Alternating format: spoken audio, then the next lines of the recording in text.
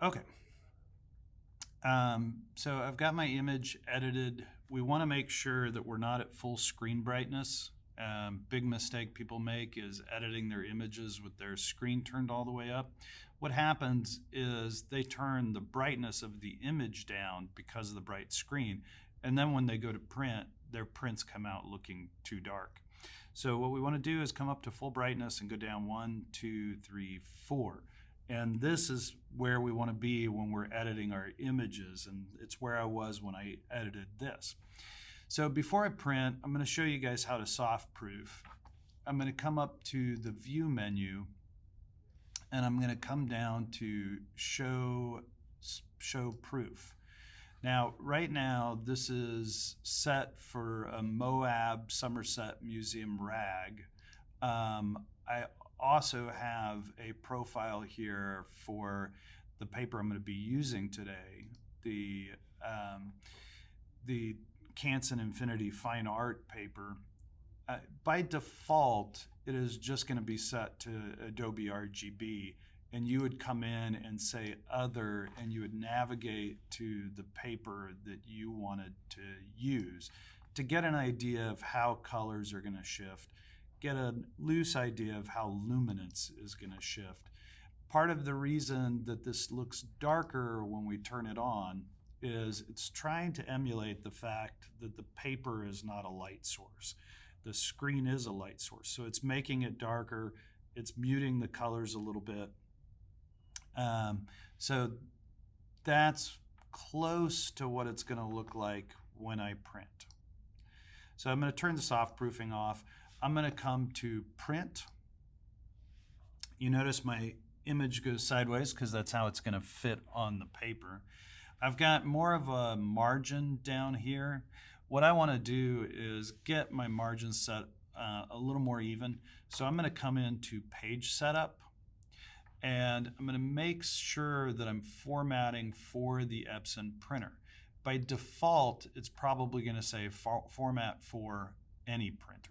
So I'll go to the Epson, and for paper size, I'm going to choose US letter, and I'm going to go to borderless, and I'm going to choose auto expand.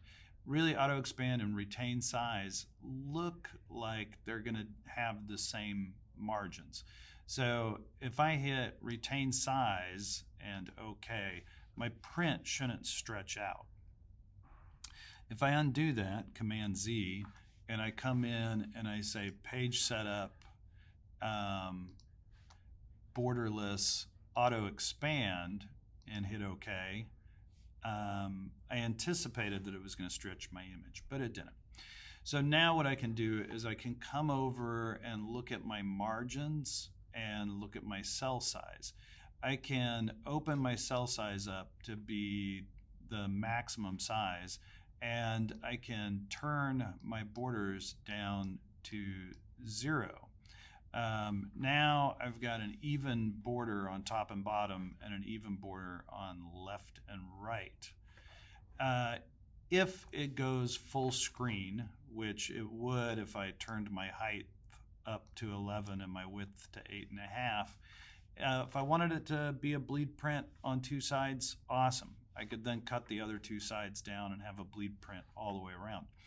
I want a little bit of a margin. So I'm going to come back and I'm going to set my bottom margin to 1/4 of an inch. I'm going to type it in, 0.25.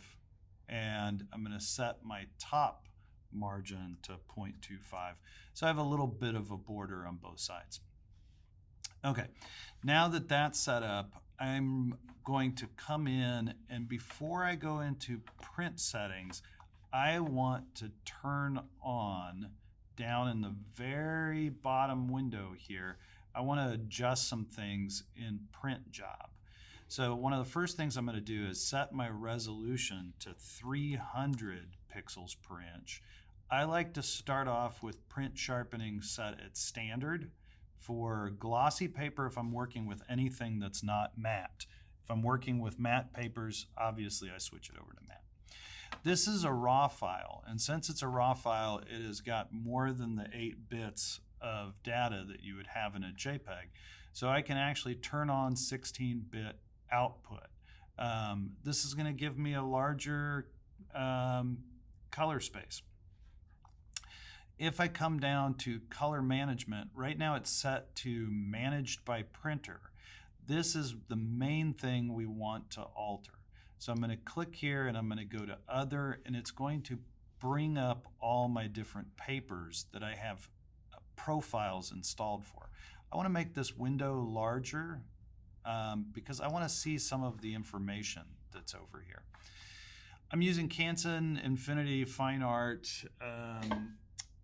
Photo Satin Premium RC. That paper is the third from the last on the list. So I come down here and I check it. And if I check it, it will show up as an option over here. And I'm going to say okay. But what I really wanted to see was that I had the correct paper. So it says Satin 270, and that's the paper weight. And I want to double check that, because you notice right here we have rag photo, and rag photo comes in 210, 310, and 220. So we want to make sure we have the correct weight. So we've got the correct weight set, and it's telling us when we go in and it asks for our media settings, we want to use a premium luster media setting. And it's actually going to say photo ultra premium luster. But we're looking for something with the word premium and the word luster in it when we set our media settings. So I'm going to say, okay, now over here where it says managed by printer, I can switch to the correct profile for my image.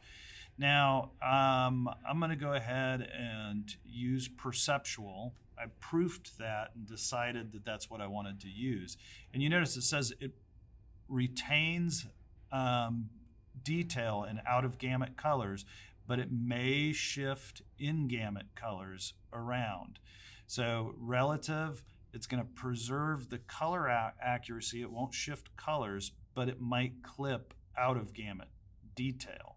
So, but I looked at them both. I thought perceptual looked better for this image. So what I'm going to do now is I'm going to come over to print settings.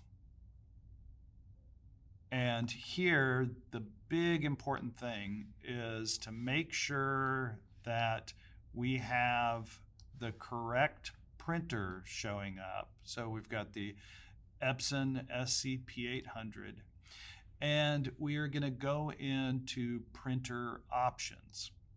Under printer options, we don't need to change anything in color matching. If we look at that, it should be grayed out, and it's grayed out because we chose our paper profile.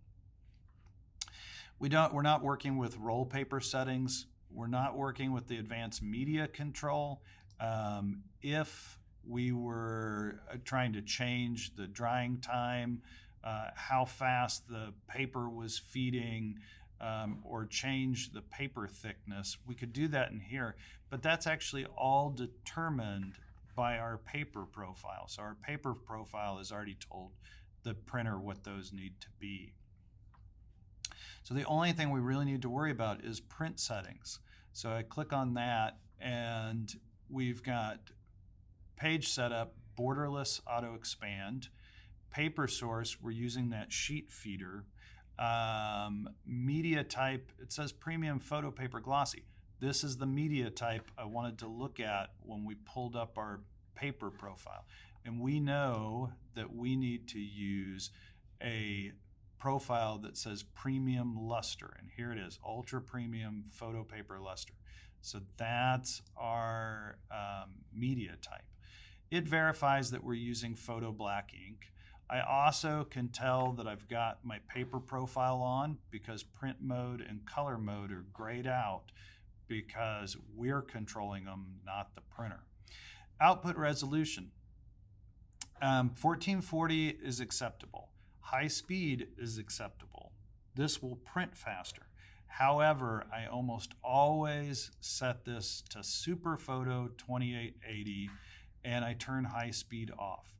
Turning high speed off lets the ink dry longer on the paper before it advances. Turning Super Photo on is going to give me more detail in my print. It's going to add a little bit of sharpness.